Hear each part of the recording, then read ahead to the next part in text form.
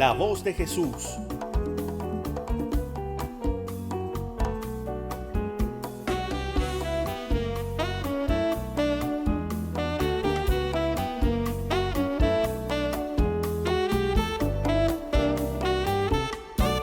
Con Monseñor Roberto Sipols. Paz y bien en nuestro Señor Jesucristo. Soy Monseñor Roberto Sipols y Dios ha hecho posible que nos encontremos tú y yo una vez más en tu programa La Voz de Jesús para compartir las riquezas de la palabra de Dios. Que el Dios que consuela, sana y te ama inmensamente te arrope con su dulzura en este compartir nuevo de la palabra.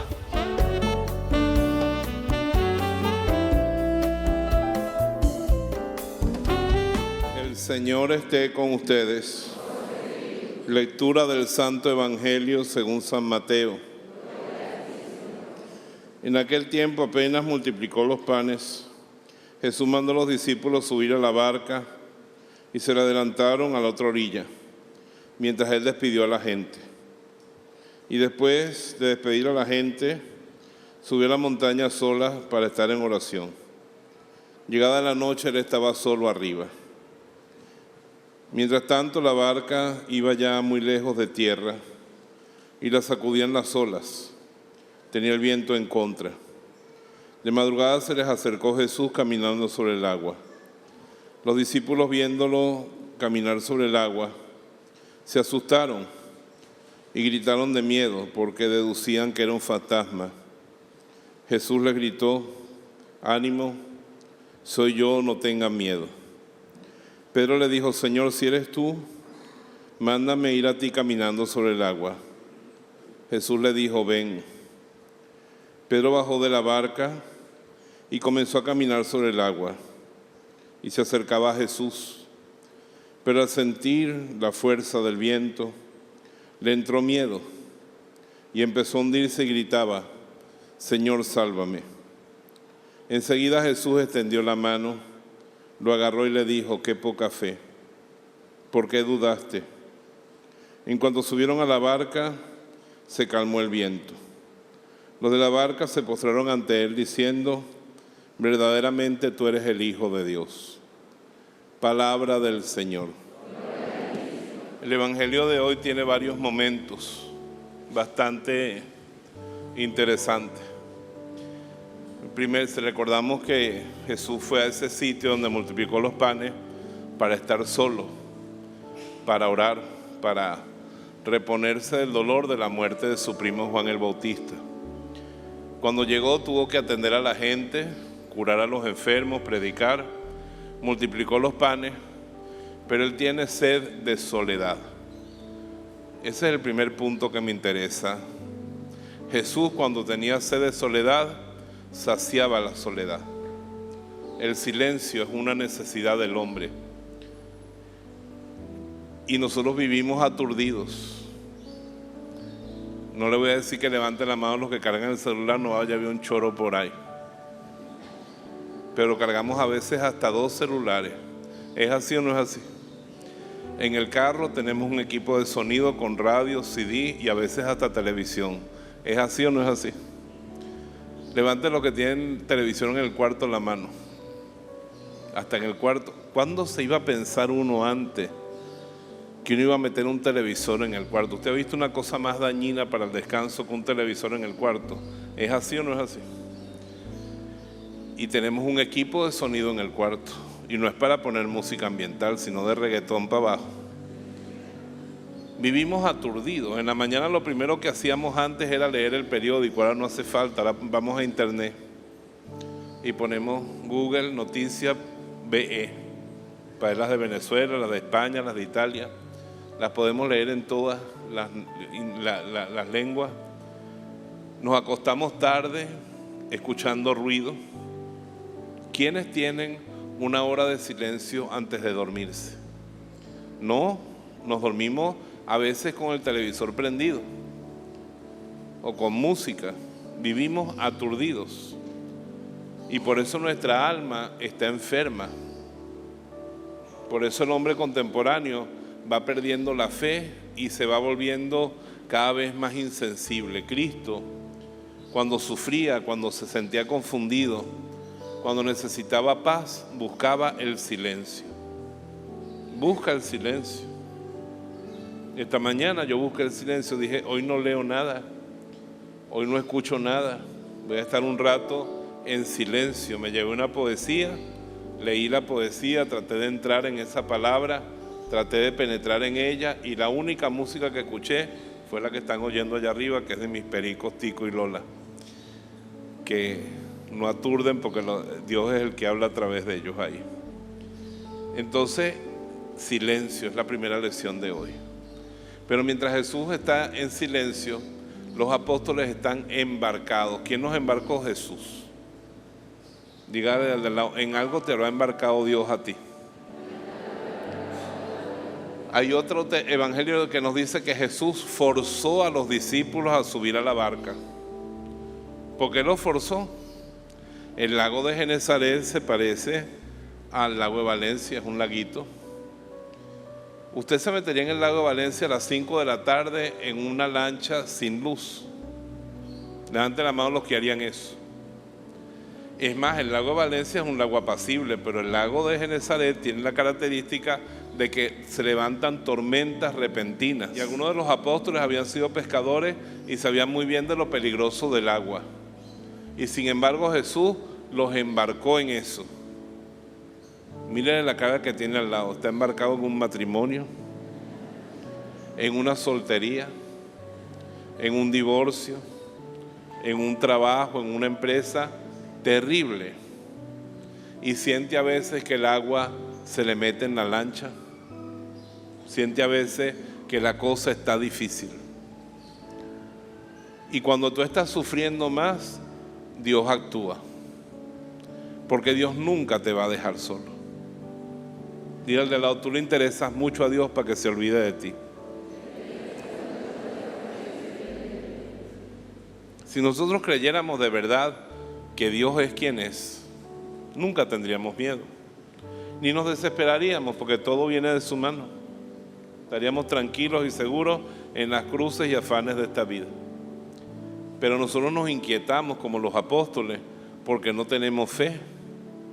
Y cuando Dios empieza a actuar, a veces pensamos que es un fantasma.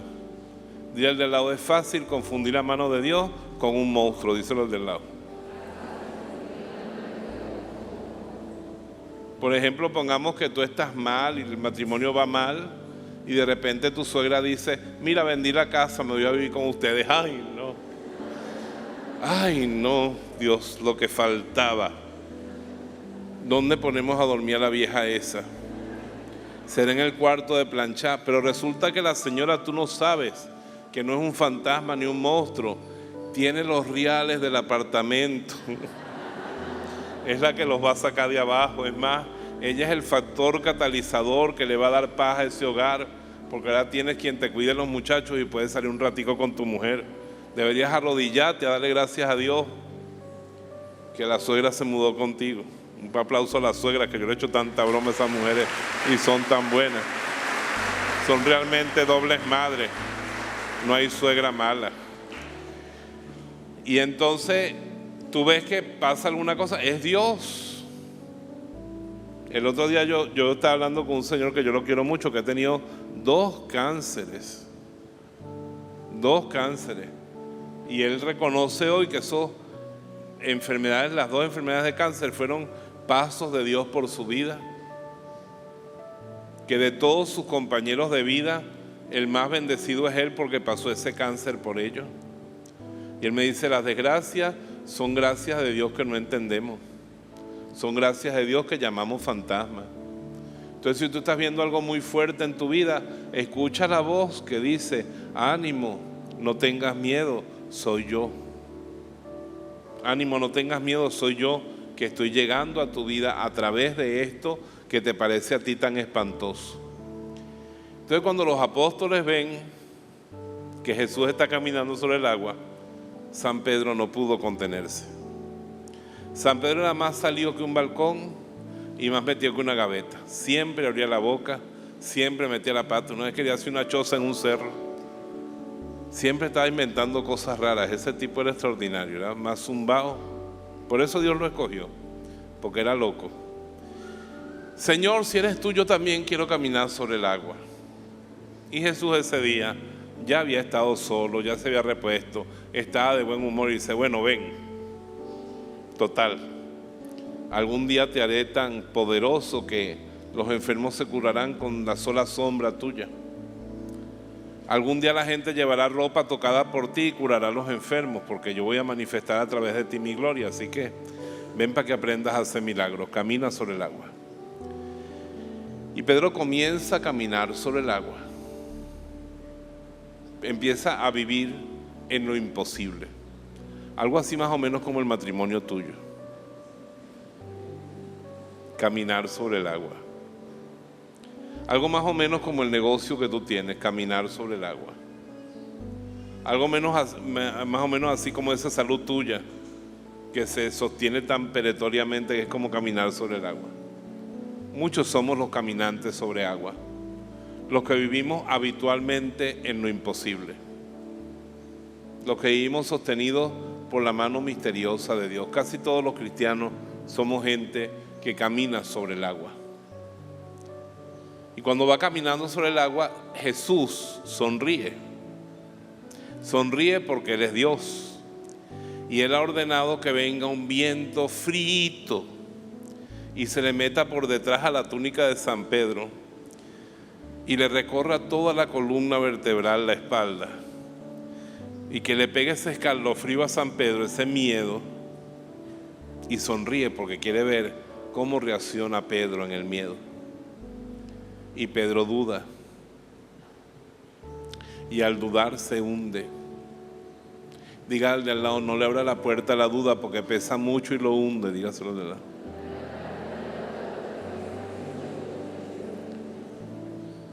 Pedro puso a prueba a Jesús. ¿Serás tú, Señor? Si eres tú, hazme caminar sobre el agua. Ok, yo acepto la prueba. Ahora te voy a probar yo. ¿Tú crees en mí de verdad? ¿O bastará una brisa para tumbarte? Una brisa para que dudes. Y Pedro empieza la laraca. Señor, sálvame. Diga al de al lado, si se hunde, grite. No se haga el macho, dígaselo. Gritar, hay que gritar. Cuando hay que gritar, grite. Hace unos años murió la señorita Rosario Clemente y ella contaba que por un grito estaba viva. Porque llegó un momento en que ella tuvo, cuando estaba pequeña, ella nació, era venezolana pero nació en Holanda, porque su papá era embajador en Holanda. Y entonces tenía un problema de neumonía grave, estaba tapada, se estaba poniendo morada, y le estaba asistiendo una enfermera, una cuidadora. Y la cuidadora, sin querer, cuando la acostó en la cuna ya morada, casi asfixiada, le puso el bracito, le pegó con el bracito al calentador de agua, al radiador, y le quemó el brazo. Y cuando ella sintió la quemada del brazo, lanzó un grito tan grande que botó la flema y despejó los pulmones. Y dice, si no grito estaría muerta. Gracias a Dios que gritó, porque después vivió como 90 años. Entonces, cuando usted se sienta mal, grite. San Pedro en eso, con todos los errores que cometía, nos dio un buen ejemplo. Sálvame, Señor, sálvame, Señor. Y me encanta que cuando él gritó, Jesús le extendió la mano inmediatamente. Dice, inmediatamente le extendió la mano. Puede ser que tú no veas la mano de Dios todavía, pero apenas tú gritas, Él extiende la mano. A mí me impresiona que el profeta Daniel clamó a Dios, dice el libro de Daniel, y ayunó 21 días. ¿Cuánto ayunó? 21 días sin comer nada sólido. Puro agua, calditos y juguitos, 21 días. Y a los 21 días viene el ángel Gabriel. ¿Tardó 21 días? No. Gabriel le dice, apenas clamaste, Dios te escuchó y me envió. O sea, la ayuda llegó en el mismo momento en que gritó. Los gritos se oyen de inmediato, la ayuda a veces tarda, pero se lanza en el instante. Gabriel dice, cuando venía el príncipe de Persia, el demonio de Persia se me opuso y tuve que pedirle a Miguel que me ayudara, y entre los dos lo vencimos y llegué hasta aquí. pero el que clama recibe ayuda inmediata de Dios y oportuna. Entonces Jesús le hace un reproche a Pedro. Yo anoche me dormí con ese reproche. Ayer pasé todo el día pensando en ese reproche. ¿Por qué dudas? Y me imaginaba a Jesús diciéndole: ¿tú no viste, Pedro, cuando a pleno mediodía yo llené tu barca de peces? ¿Cuándo has visto tú que eres un pescador avezado, que una barca se llene con 153 peces a pleno mediodía con el sol encima? Tú no me viste a mí cuando le devolví la vista a los ciegos. Tú no me viste a mí hacer caminar a los paralíticos. Tú no viste la carne podrida de los leprosos que yo tocaba y se volvía carne sana. Tú no estuviste conmigo cuando resucité a la hija de Jairo o al hijo de la viuda de Naín. Tú no acabas de estar conmigo cuando con 5 panes y 2 peces alimenté a 5,000 hombres, sus mujeres y sus niños.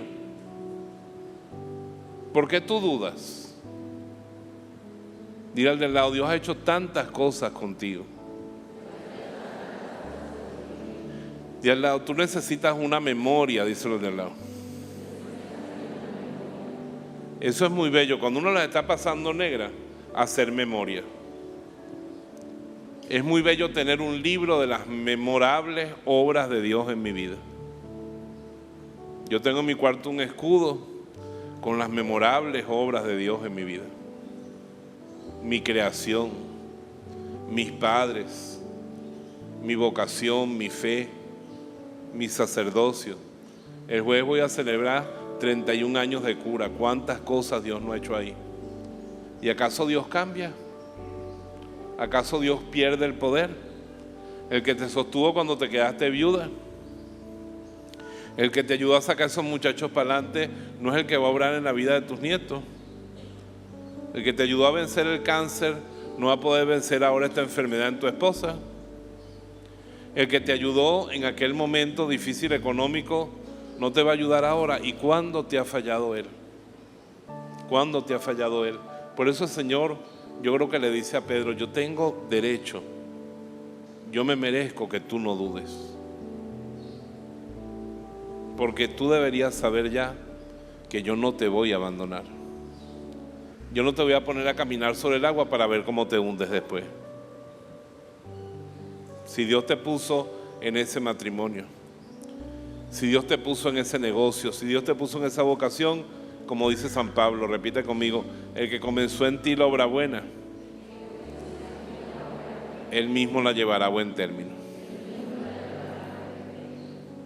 Y después, al final, viene la conclusión del Evangelio, que Jesús sube a la barca y los apóstoles se postran y lo adoran, porque en ese momento es cuando ellos entienden lo de la multiplicación.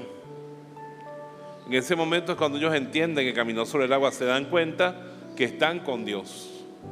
Jesús en su vida hizo esos milagros para mostrarse a hombres que no tenían el Espíritu Santo. Hoy en día Jesús no tiene que hacer milagros. No tiene que hacer milagros. Yo conozco un obispo muy eminente que me dice: yo creo muy poco en milagros hoy en día, porque ya Dios no tiene por qué hacer milagros, nos ha dado su Espíritu Santo. Y el Espíritu Santo viene con el don de la fe. Y donde no hay fe, no hacen falta milagros. Y donde no hay fe, los milagros sobran. Hay una frase tan vieja, tan bonita, que dice: para el que no quiere creer, ningún milagro es suficiente. Y para el que cree, ningún milagro es necesario. Yo no tengo que ver milagros. A mí la hostia no se me tiene que convertir en sangre ni en carne para que yo no crea, sepa que ese es el cuerpo de Cristo. Yo no tengo que ver un resplandor en la cabeza de una persona para saber que Dios está allí. Dios está en toda persona. Por eso nosotros debemos ser santamente escépticos y no dejarnos engañar por esas cosas. Hay unas señoras milagreras que me dicen: ay, padre, yo le veo a usted como una aureola. Yo le digo: señora, eso es astigmatismo. Yo me quito los lentes y también se la veo. Vaya al doctor Jaramillo, Cioval, esas cosas así. Se pone unos buenos anteojos y verá cómo deja de ver la aureola mía. Ay, padre, yo creía que usted era un santo. Yo digo, sí, no crea en santo que come arepa. Usted puede ver que yo soy un santo si yo le tengo paciencia a usted. Usted puede creer que yo soy un santo si usted me pide un servicio y yo me sacrifico para hacerlo. Entonces diga, ese padre es un santo, porque tiene caridad. Porque los santos no son los que brillan con luces raras, esos son los marcianos. Los santos son los que tienen caridad. José Gregorio Hernández, lo único que le vieron arriba de la cabeza fue el sombrero, y era negro. Pero le veían que él, cuando cobraba al rico, le cobraba lo mismo que al pobre. Y si no le pagaban, igual servía.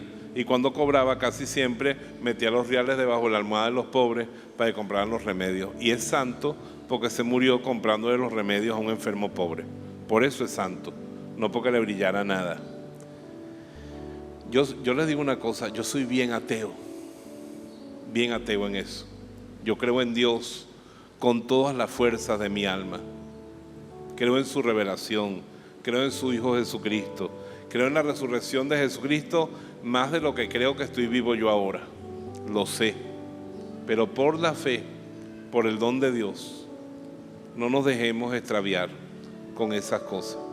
Cristo tuvo que hacer milagros a lo largo de toda su vida y todavía hace algunos milagros para manifestar su gloria a gente que no tiene fe, para evangelizar. Pero a mí me gusta mucho eso que decía San José María Escrivá Balaguer, más o menos, decía, Señor, yo quiero tener tanta fe que no me haga falta ningún milagro, y al mismo tanta fe que me puedas hacer todos los que me hagan falta. Que no me haga falta ningún milagro y que tenga tanta fe que tú puedas hacer todos los que hagan falta. Entonces hoy que vemos a Jesús haciendo una cosa tan rara como caminar sobre el agua y hacer a un hombre caminar sobre el agua, démonos cuenta de que ese milagro en la sencillez ocurre normalmente en nuestra vida, porque Él es el que nos está sosteniendo sobre el agua. Por ejemplo, yo ahora cumplo 31 años de cura. Eso es caminar sobre el agua. ¿Quién me ha sostenido a mí 31 años? ¿Qué me ha motivado a mantenerme aquí?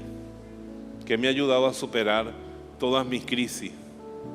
¿Qué me ha sostenido? La salud mía ha recibido unos golpes tremendos. Si yo le doy la lista de las enfermedades mías, llegamos a las 5 de la tarde. Me han operado, he estado hospitalizado. Y cualquiera diría que hoy en día ya yo sería una masa sentada en una silla. Y puedo decir como San Pablo que hago a veces mucho más que mis hermanos. ¿Y eso qué es? Ahí está el poder de Dios. Pero no se ve como una ruptura de la naturaleza, sino como un Dios que sostiene en lo ordinario. ¿Saben por qué Dios no vive rompiendo las reglas de la naturaleza? Un milagro es que Dios rompa las reglas de la naturaleza. ¿Sabe por qué Dios casi nunca las rompe? ¿Sabe por qué? Porque las hizo muy buenas. Las hizo muy buenas. Las hizo para nuestro bien. Dios supo lo que hizo cuando lo hizo. Pero no le vivamos pidiendo a Dios, Señor, yo quiero un milagro, yo quiero un milagro. Sino que pidámosle que nos sostenga, porque el milagro es la vida. Hay una santa, y termino con esto, que es una santa ortodoxa, una mujer ermitaña. Yo tengo muchas frases de ella y hasta las he mandado a sacar en cuadritos y a veces las pongo en mi cuarto para meditarlas. Y una de las frases muy lindas de ella es que a Dios no hay que pedirle milagros porque el gran milagro es la vida. El gran milagro es que todo era nada y Dios nos hizo nacer. Y solamente con contemplar ese milagro ya podemos tener toda la fe y contemplar todo lo que podemos contemplar. Mira la cara que tienes al lado y tienes un milagro. Eso es un milagro. Su mamá siempre lo ha considerado así. Es un milagro. Vamos a cerrar los ojos en oración, pero agarre la cartera por si acaso. Querido Jesús, gracias por mis hermanos que venimos a la misa. Danos una fe firme, una fe fuerte, una fe madura. Tú nos has embarcado, Señor, en nuestra vida. Y como Pedro nos has dicho, ven a caminar sobre el mar. Hoy queremos pedirte humildemente perdón, porque habiendo visto tantas maravillas tuyas todavía, exigimos signos, como los que no creían en ti. Y a veces dudamos, Señor. Somos tan pequeños, tan ingratos. Ten paciencia con nosotros, Señor, como la tuviste con Pedro. Y hoy queremos decirte, Señor, que aceptamos tu acción en nuestra vida, que no temblaremos pensando que es un fantasma, un monstruo, una desgracia, sino que eres tú, que a veces eres incomprendido por nosotros. Queremos saber que es verdad lo que tú dices en tu palabra, que tu Padre siempre está obrando y tú también estás obrando siempre. Y yo sé que estás obrando a nuestro favor. Nos envolvemos en tu amor misericordioso y queremos decirte eso que tú tanto anhelaste que te repitiéramos cada vez que viéramos la imagen de tu divina misericordia. Jesús, yo confío en ti. Sagrado Corazón de Jesús, en vos confío. Amén. La voz de Jesús. Paz y bien en nuestro Señor Jesucristo. Esperamos que la palabra de Dios que has escuchado en nuestro servicio te haya sido de mucho provecho. Pero el mejor fruto sería que aceptaras, si no lo has hecho, a Jesús como el Señor y Salvador de tu vida. Dile a Jesús conmigo: Señor Jesús, ven a mi alma, perdona todos mis pecados por la gracia que me has dado en la cruz. Dame vida eterna, dame tu gracia. La comunidad cristiana te espera con los brazos abiertos y nosotros podemos seguir contigo si nos tocas en internet por la página www.lavozdejesús.org.be de Venezuela. Ahí podremos nosotros contactar contigo y escuchar otras de nuestras predicaciones. Que la bendición de Dios te acompañe en el nombre del Padre, del Hijo y del Espíritu Santo. Amén.